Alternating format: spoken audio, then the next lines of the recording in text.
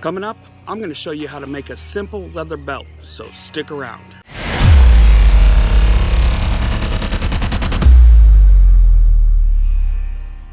Hi, I'm the OCD Hunter, bringing you tips, tricks, DIY hacks, and other useful ways that my OCD can help make your life a little bit more simpler. So I needed to make a belt out of necessity. As you can see, this belt was well past its prime. To start out, I pulled out a piece of 9-ounce veg tan leather and used a straight edge to cut down the length of it. I measured the width of the old belt and then set my strap cutter to the width. I cut the leather with my strap cutter to get the belt cut out.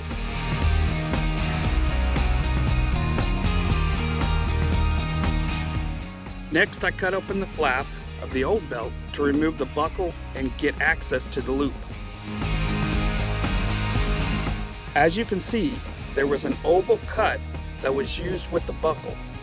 I plan on using this side of the belt as a template for the new belt. I tested the buckle to make sure it fit onto the new belt, and then I grabbed a few of my punches to see if any of them were the same size as the oval in the old belt. And I found one that was just a hair longer. I then used a straight edge measuring tool to allow me to get a nice 90-degree angle cut on the end of the belt, and then cut off the corners at 45 degrees. I measured the length that I needed for the full belt, and then used that measuring tool again to allow me to cut another nice 90-degree cut on the other side. I then messed around with the design of the end of the belt to give it a unique design.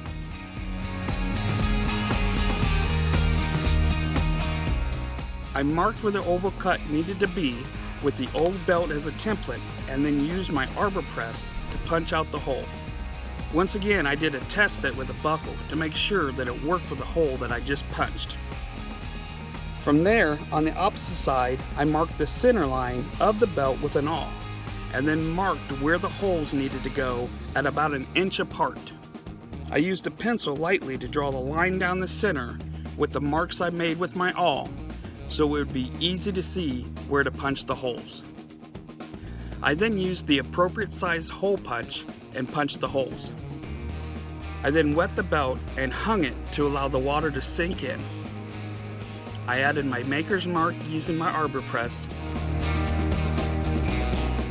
Then I used my calipers and made a line down one side of the belt for aesthetics, and then used a beveling tool to make the line a little bit more distinct.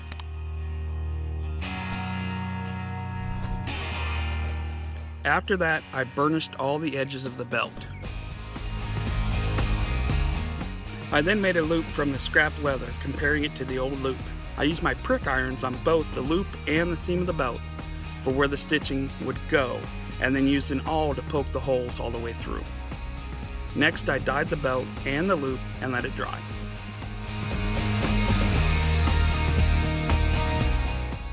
I buffed the dye out and then sewed the loop together.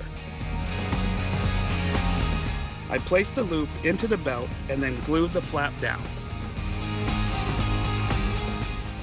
After the glue dried, I then used a saddle stitch and sewed the belt flap down. I added 3 coats of leather balm with atom wax to seal the exterior of the leather and tan coat for the flesh side of the leather. And like that, my first belt was complete. So there you have it, my first belt build. I hope it helped. I'm the OCD Hunter, and I hope that my continual painstaking practice of changing, fixing, and improving on ideas will help you out in your endeavors. Don't forget to like and subscribe. Click the bell next to the subscribe button to get notified of new videos. Comments are always welcome.